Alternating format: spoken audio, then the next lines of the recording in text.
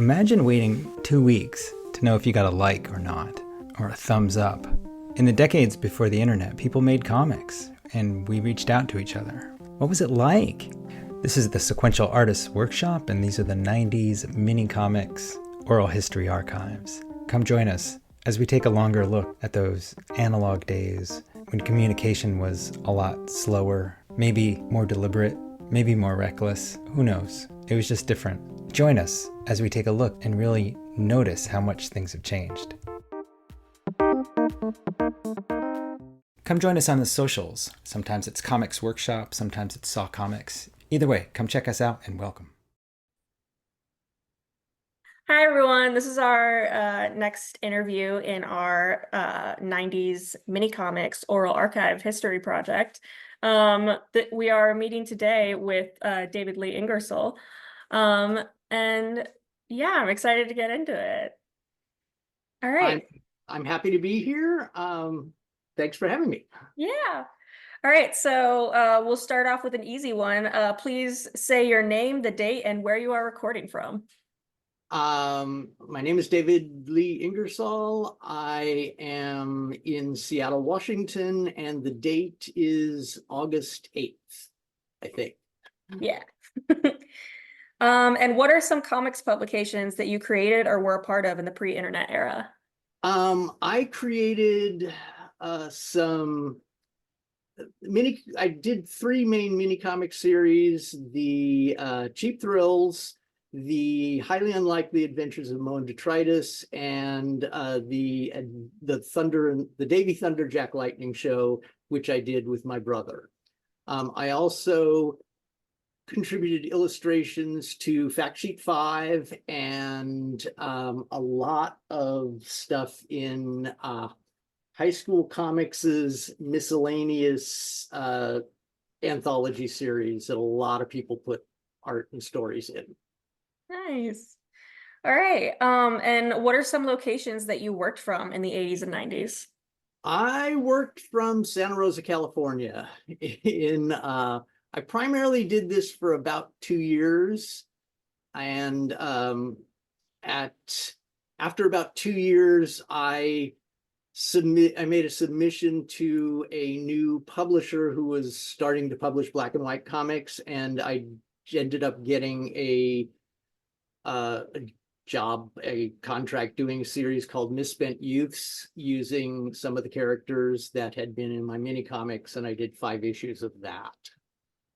Nice. And how would you describe your comics work? A mix of horror and weird humor. It's I look back on it, and it was just what was amusing to me at the time. I had no editor, so sometimes I was purposely offensive. It's stuff that I wouldn't necessarily do now, but I was a young male in his early 20s, and the things I found funny are different than what I find funny now. All right, awesome. So we'll move on to our comics production aspect. So can you tell us how you made your comics, what tools you use? Yes. Let me pull out an issue. This is actually the original artwork for the first mini comic I ever did. Wow. It's called Cheap Thrills, and I did it on typing paper with a regular quill pen, and and I definitely used a brush on some of this stuff, but a lot of it was just the regular dip crow quill pen and on typing paper. And then I would go to Kinko's, usually late at night when nobody was paying attention, and I would print it up, and I would shrink it down and print up copies of it. Now, I don't have any more copies of the first issue. In order to prove that these were originals, I signed all the copies. Mm-hmm. I did 100 copies of each issue, and I did cardstock covers. Turned out that I initially had thought that this would shrink down to a quarter page, and it was actually slightly smaller than a quarter page. So I ended up having to trim all of them. So my mini comics are smaller than a lot of mini comics turned out to be, at least the ones that I traded with. Yeah, so it was, yeah, I was using the tools that I had heard that professional artists use, except I was Xeroxing my comics rather than getting them printed. Yeah. Did you ever experiment with like other tools or mediums? When I was younger, I had heard, I basically read as much as I could about what professionals were using, and when I was younger, I had bought a rapidograph in a couple of different sizes, and I used them for some of the artwork I created before I did this stuff. And the rapidograph maybe gave me a nice consistent line, but having to clean it after every use got a little frustrating. A dip pen and a brush were so much easier to maintain and so much cheaper. The rapidographs were expensive. Yeah. All right. Since then, I continue to use a brush, and I discovered micron pens, and those are give me a nice consistent line, and I use those rather than dip pens these days. Yeah. Awesome. So can you tell us any specifics on like maybe how you readied your comics for print? Let me see if I've got.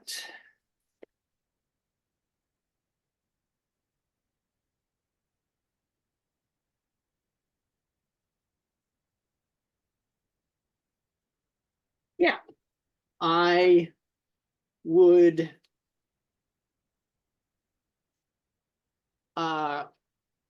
print out, I would reduce the comics to the size that I was going to print them at, and I would print clearly two covers or 2 pages on one piece of paper, print them all out. Then I would send them back through the photocopier and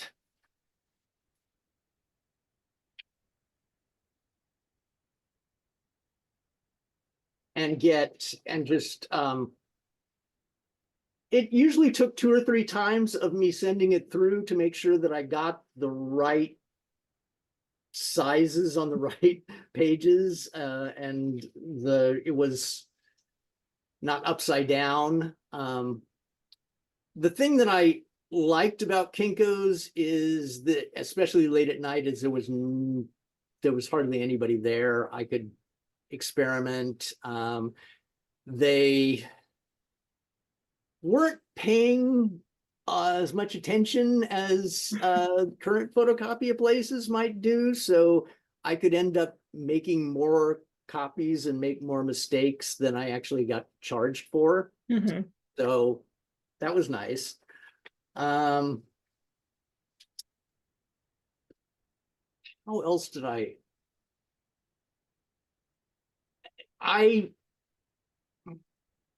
was trying to make these look as professional as possible. And you know, I experimented with zip tone on some issues, and I got better with each one that I did. So I'm glad I did it. Yeah.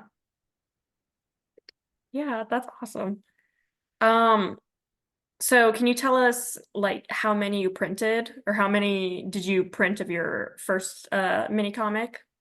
I printed 100 copies of each issue. And if I sold them out, I printed more. Nice. I think the most I did was 200 copies of anything. But I signed each issue and signed and numbered each one so that anybody who got it could know that they were getting something original. That was the idea behind it. Yeah, that's nice. Did that number, like that 100 copies, did that ever change over time, or was that pretty consistent? It was pretty consistent. I had my initial intention had been to do 10 issues of each series, and I managed to do 8 of Cheap Thrills and 8 of Moe and Detritus and 5 of the Thunder and Lightning show before I got the job doing Misspent Youths as a comic, and I dedicated my time to doing that rather than doing any more mini comics. Nice. Yeah. All right. So that brings us on to the noticing and awareness section of our questions. Can you tell us when you first saw evidence of people making their own comics? Yes. I was trying to look for work doing illustration. And so in Santa Rosa, I put around homemade Xerox posters advertising myself as an illustrator for people who might want poster work for bands or to advertise any number of things. And I didn't get any responses to the poster in terms of somebody offering me work, but I got a envelope filled with mini comics. Nice. And the guy who did them was named Bill Amon Jr. And he did a whole bunch of these cool little mini comics of H.P. Lovecraft flavored little horror stories. And I saw these things and I thought, oh my God, why didn't I ever think of doing this? This is such an easy thing. And so that's when I started making mini comics. And I'm not sure where I then found out about Factsheet 5 and Comics FX as places where you could send copies and they get reviewed and you could sell or trade with other mini comics creators. This was before the internet, so I'm not sure where I would have heard of this, but somehow I did. It's possible that Bill had mentioned it. I never met him in person. I traded letters with him. Yeah. So once I found out about, I sold a few copies to friends, and I traded a bunch of comics or sold a bunch of mini comics through Factsheet 5 and Comics FX. Yeah, that's amazing. That's so cool that you still have that envelope too. Well, yeah, I've actually got every mini comic that I ever traded for, and I would have subjected you to them, but most of them are still in the envelopes that they came in a box that I just couldn't separate them out from all the other personal mail. So I have a lot of the miscellaneous, the high school comics that that I either contributed to or traded for, and those I have out because I did an interview with the guys who did they published under the name High School Comics, and so I did an interview with them, and it I think it's still up on my website. Nice. I did that probably 10, 11 years ago now. Yeah, that's amazing. All right. So can you tell us a story of getting a comic that surprised or inspired you? Well, I think I just did. You did, yeah. Yeah, the Bill Ayman stuff, that was the biggest surprise, just because it was showing me something that once I saw it seemed obvious, but up until then, it had just not occurred to me. I wanted to do comics. I couldn't figure out how to do it. I knew it cost a bunch of money to actually print a comic. I had applied to the Joe Kubert School when I was 19, and I'd gotten accepted, but couldn't afford to go. So I always knew I wanted to do comics. And this gave me the chance to create these little stories. And seeing Bill's comics was the biggest surprise. Trading with other people was really neat. I saw a bunch of stuff that I thought was there's a mix of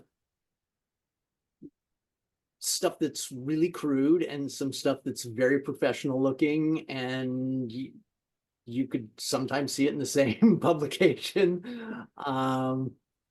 I tend to appreciate these more now than I did sometimes then, because I was really trying to be as professional as I could be, and some of these folks had less skill. And these days, the fact that somebody did something and put it together, I just think that's great. Yeah. Who cares about how skilled you are? You get more skilled the more you do it. Yeah. Wow, that's awesome. So you mentioned that you had worked with Factsheet Five. So Yes. that kind of answers this next question of, did you ever read an issue of Factsheet Five? I read an issue. Let's see. I think I've got every issue that I got. I think I don't remember if you subscribed to it or if you just had to pay for each issue in the mail. That's amazing.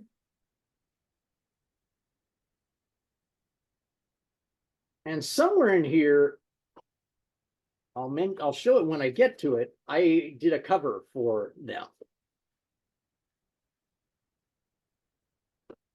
And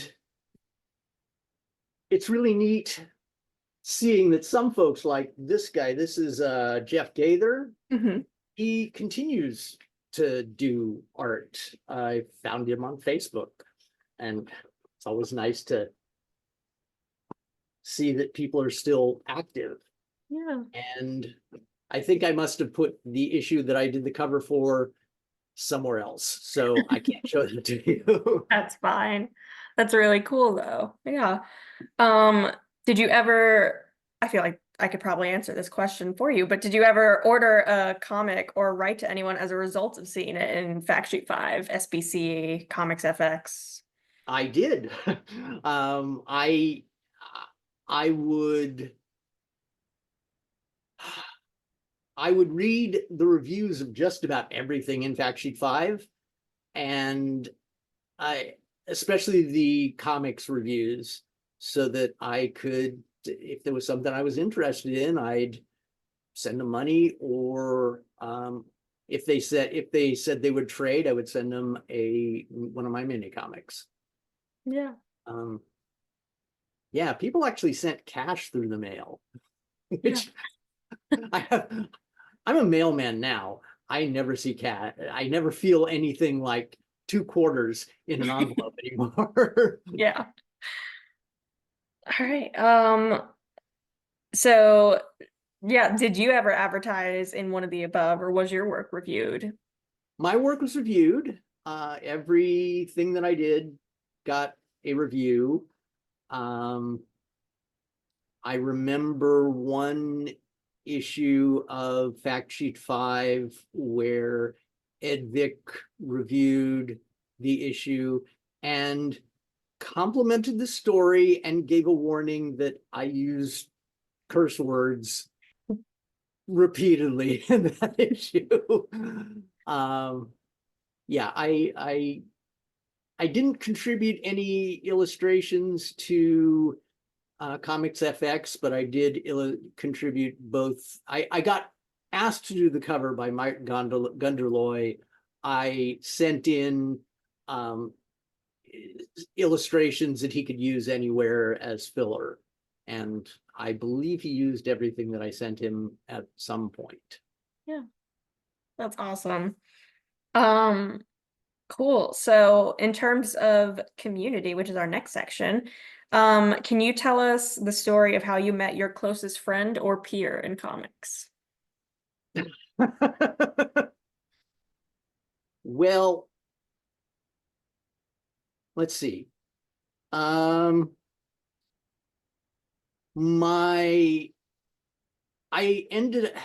people that I'm still in contact with, I actually didn't meet David Lasky until I'd stopped doing mini comics. He comes over for dinner ever so often here in Seattle.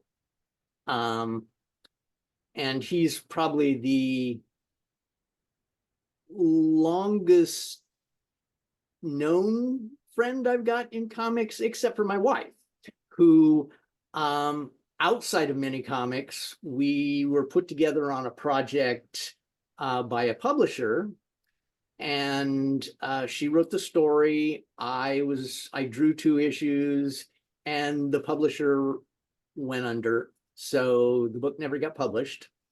And the pages are in my flat files, and we're finally going to finish the book sometime in the next few years. I'm going to be once I retire from the post office, I've got time to draw. So awesome. And how it gets published, well, these days, if you can't find a publisher, you can put something online. Yeah. So I'm not too worried about it. Yeah, that's awesome. I'm excited to see that. I'm excited to finish it. Yeah. All right. Can you tell us about the first show or con situation where there were other people doing what you did? I never went to a con where people were doing mini comics. I went to the San Diego Comic Convention one year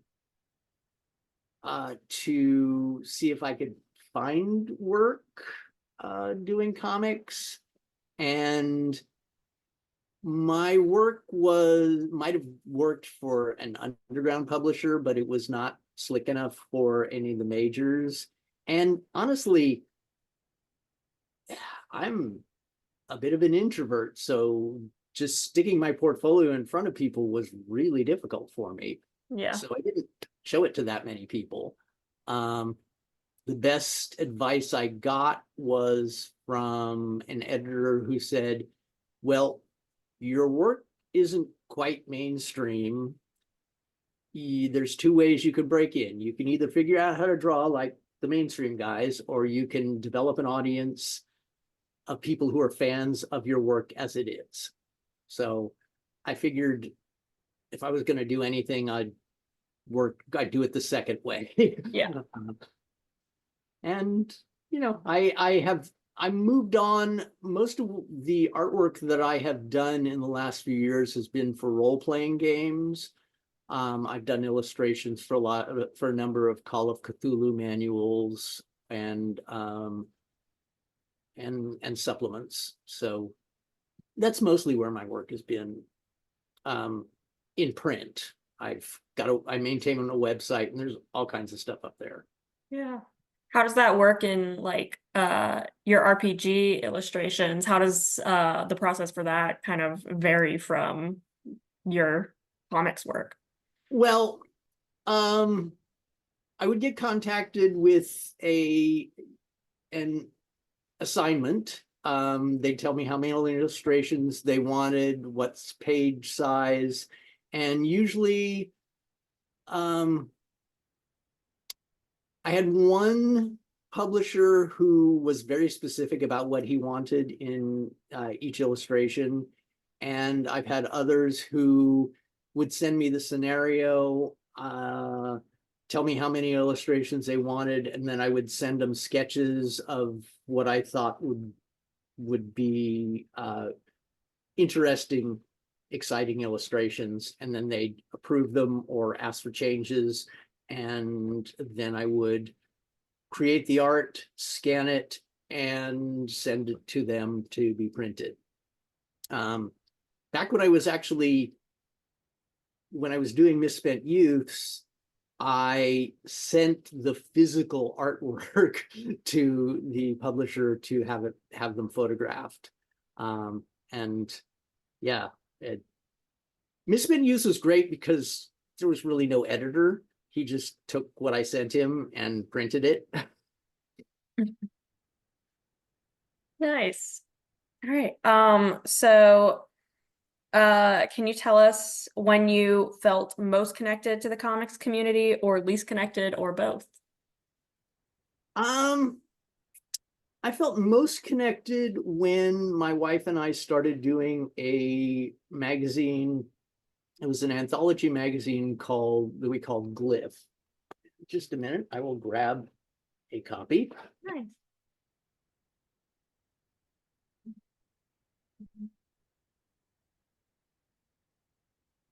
Yeah, you can edit out this part.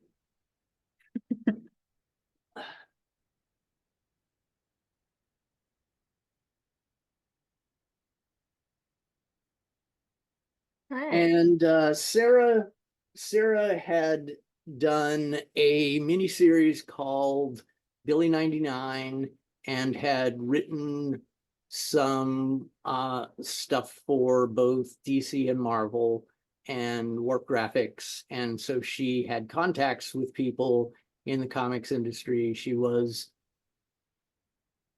wanting to do something that was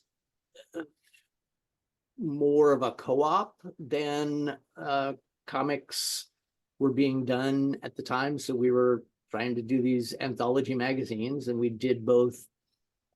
Did GLYPH as a magazine. We did 3 issues of that, and then be right back.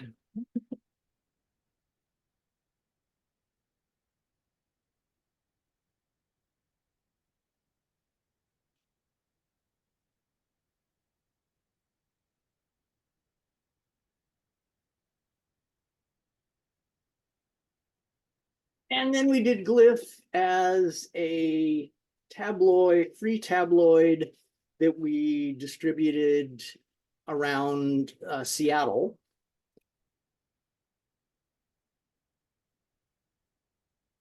And the idea had been that we would get it paid for with advertising, but none of us were great salespeople, and we didn't have enough money to keep going to put out enough issues to demonstrate that we were going to be around long enough to make it worth advertising it. Yeah. So it was a lot of fun. We worked with a number of local artists. That was when I was most connected with the comic book community, or a community of artists. After that, we gave up on trying to publish, and Sarah ran a graphic design firm for a while I was working in bookstores, and eventually I got a job as a office manager at a tech support company and worked there for 10 years. And then it got sold and they brought in their own people and I was unemployed and I went to school for a while and ran out of money for that. And then I started delivering mail for the post office and I've been doing that for 12 years. Do you feel connected to the comics community now? Not really. Mm-hmm. No, I these days I haven't been in a comic store in probably 20 years. I it's not exactly true I've been in, but I haven't bought anything. It just gets kind of overwhelming. I look around and I go, that's more than I can pick. And Seattle has an awesome library system. And I will go into a branch in any branch of the Seattle library and find shelves and shelves of graphic novels and manga, and it's everything from the standard Marvel and DC to stuff from Europe to stuff published by publishers I've never heard of with art that makes some of these things look really professional. So I am thrilled with what is available in comics in modern times. There's stuff that I just couldn't have imagined back when I was doing the mini comics. I'm delighted. You know, you can find stuff online. What was the question again? When was it? Do you feel connected to the comics community now? Not personally. I don't know people to interact with. Once in a while, I send a fan email if I've read something that I think is really great, and I can find an email address for the person who did the book or did the comic. But most of my time these days is spent either working for the post office, which requires a lot of overtime, or when I've got free time, I'm drawing. So I don't have that much of a social life these days. And I know one or two folks here in Seattle who work professionally for comics and don't see them much. Yeah. And mostly I know them as friends, not as comics community. Mm-hmm. All right. Who were / are your most significant peers in comics? Peers. I never felt like I was up to the level of being a peer.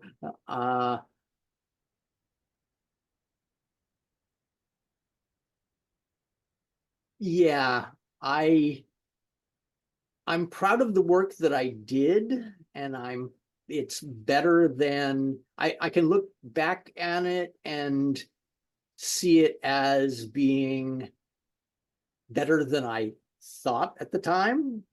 I'm impressed with what I managed to cram onto the pages, but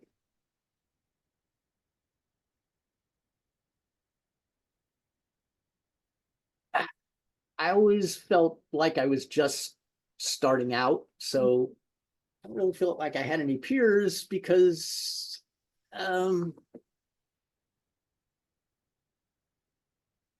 I wasn't where I wanted to be yet. Yeah. Well, you collaborated with your wife. That counts as a peer. Yeah. You're correct in that. Okay. So then, all right. Well, how would you say that your wife or the work that you were reading around you affected your work? Oh, well,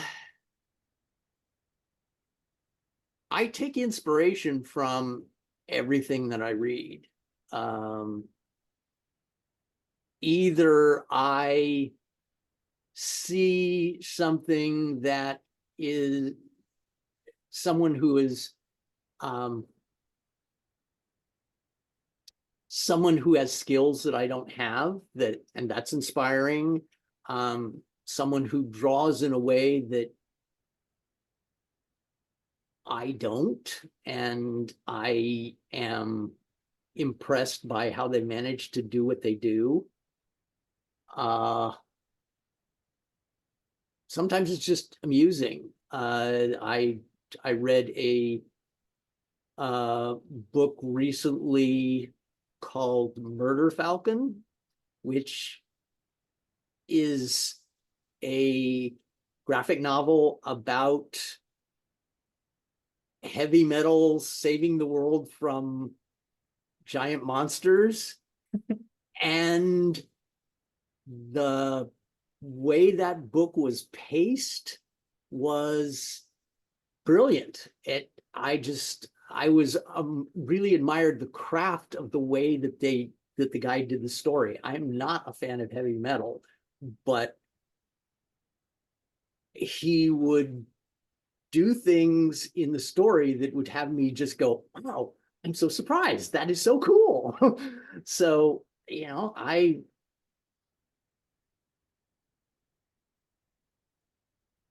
try to learn something from every book, every story that I read, even if it's only, I wouldn't do it that way. Yeah, that's awesome. All right. So in terms of our distribution section, can you tell us how you traded or sold your comics? I would either sell them to friends, or I would send copies to places that would review them. The ones that I remember are Factsheet Five and Comics FX. There might have been others, but I'd send them a copy. They print out an issue, there'd be a review, and I would get letters either with a mini comic that they was offering to trade for, or I would get letters with dollar bills and quarters in them. Yeah. And that I'd send off.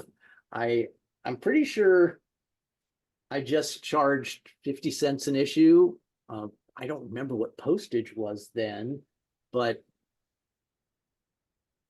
it couldn't have been all that much. Yeah. It's certainly not, and these days it's more than 50 cents to mail a letter. So, but my mini comics would fit into a single envelope, so I just could put one stamp on it. I think I might have asked people for self-addressed stamped envelopes. So that's probably what happened. Was I get a couple quarters and a self-addressed stamped envelope. Yeah. Okay. Can you tell us about those comics that you would trade? Can you tell us about some of those that come to mind that you remember?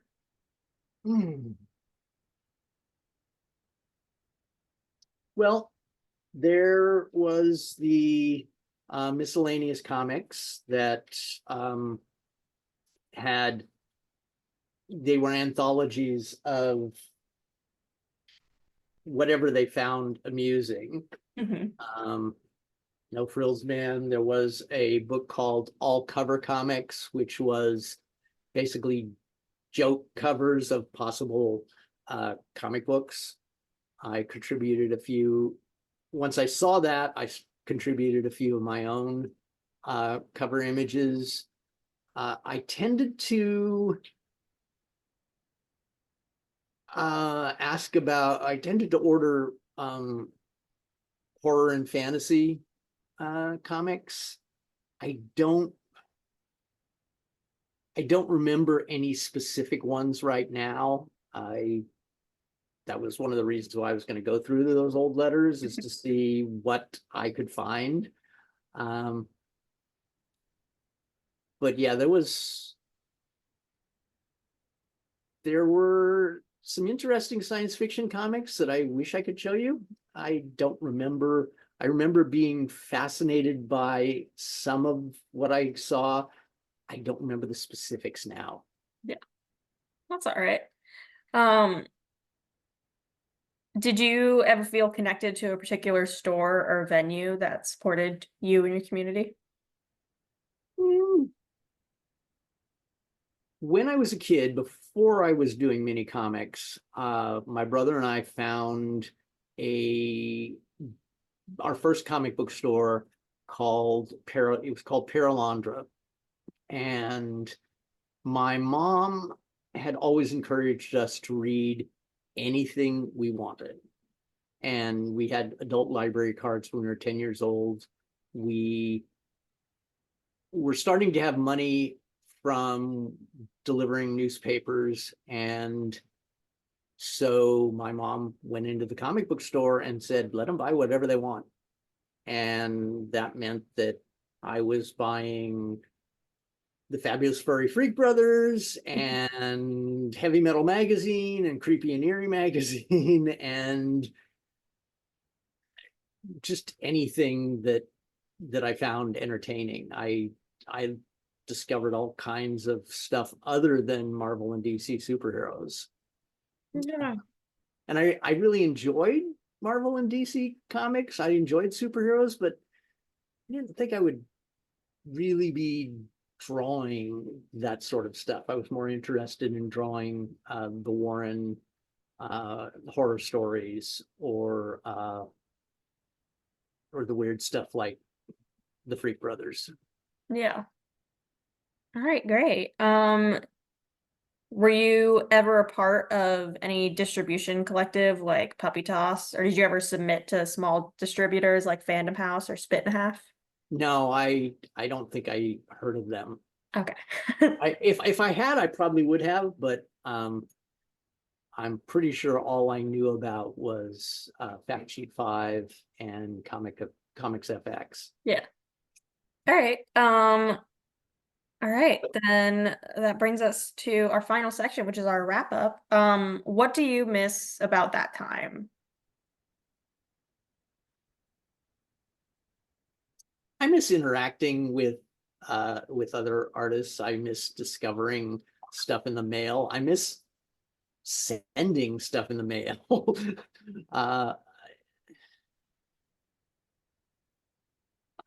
I get you didn't know what you were going to get. You get an envelope, you open it up, and there's a surprise in there. Yeah, it was not instant gratification. I miss writing letters back and forth between people and actually having the time pass before I got a letter back. Yeah, I miss being part of something that with the mini comics, that's where it felt like I was around peers because we were all doing something that we could all do. There was no real money in it. It was what was it that Adrian Tamain, he does stuff for the New Yorker now, getting his mini comics and going, wow, this stuff is really slick. This is great. And Jeff Gaither and Zeno, which were these crude drawings of monsters. I felt like a peer with all of those people because we could all go to Kinko's, we could all print something out, and then send it through the mail. There was no big money in it. Yeah. Yeah. Is there anything you don't miss about that time?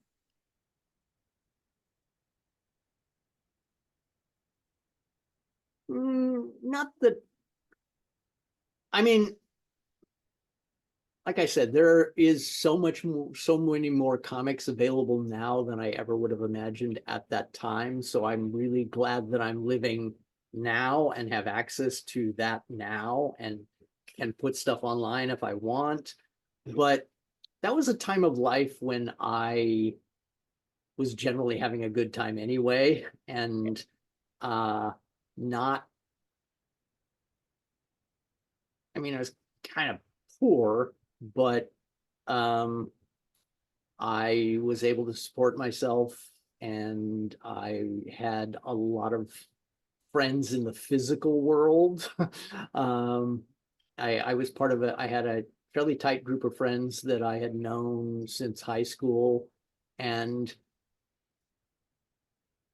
most of them were friends that they weren't artist friends, they were just friends. Yeah. So I was enjoying life then, and this was an additional thing that I was doing that I was having a great time with. Yeah. All right.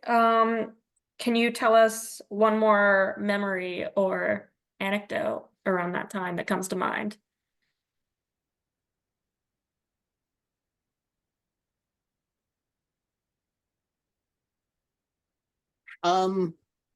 Wish I could say yes, but no, at the moment I'm sure I'll think of things after we've hung up, but Yeah, no worries. yeah. All right. Then our final question is, can you tell us 3 people that you think of that we should contact for these archives? Oh, well,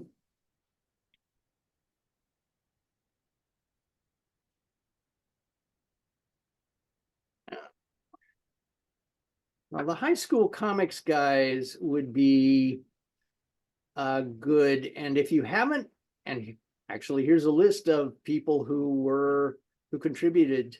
Hillary Barta, Randy Pask, Bob Pfeffer,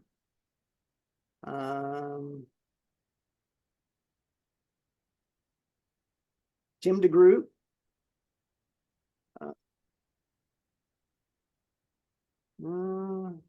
never did find that guy. Yeah, that's a start. Yeah. Yeah, they did a bunch of stuff. If I'm sure that Matt Fiesel would be a good guy to talk to. Yeah, Zeno, Jeff Gaither. The guy who did Dishman, whose name I'm blanking on at the moment, but he recently had a hardcover book get published of his old Dishman mini comics, and it was crowdfunded. It was nice to see it in a physical, a nice hardcover copy. Yeah. All right, awesome. Well, I think that's it for us. Do you have any final thoughts? Doing mini comics was fun, and ever so often I still make a mini comic, except now I can print it on my home printer, and I'll send it out to my friends. It's nice. I really enjoy having putting stuff on the web, but I like having the physical object to send in the mail. So yeah, if you are someone who's never made a physical mini comic before, I recommend that you do that. All right. It's a good way to end it. Thank you so much to everyone for watching, and we'll go ahead and end our recording there. Thank you. Thanks for joining us. This has been a production of the Sequential Artists Workshop, or SAW. You can find us on social media at Comics Workshop and online at sawcomics.org. You can hear about our many courses at learn.sawcomics.org. SAW is a nonprofit and supported by people like you. Learn how to make a tax-deductible donation at the donate page of sawcomics.org. You can join our free community of comics explorers at members.sawcomics.org. Thanks so much for being here.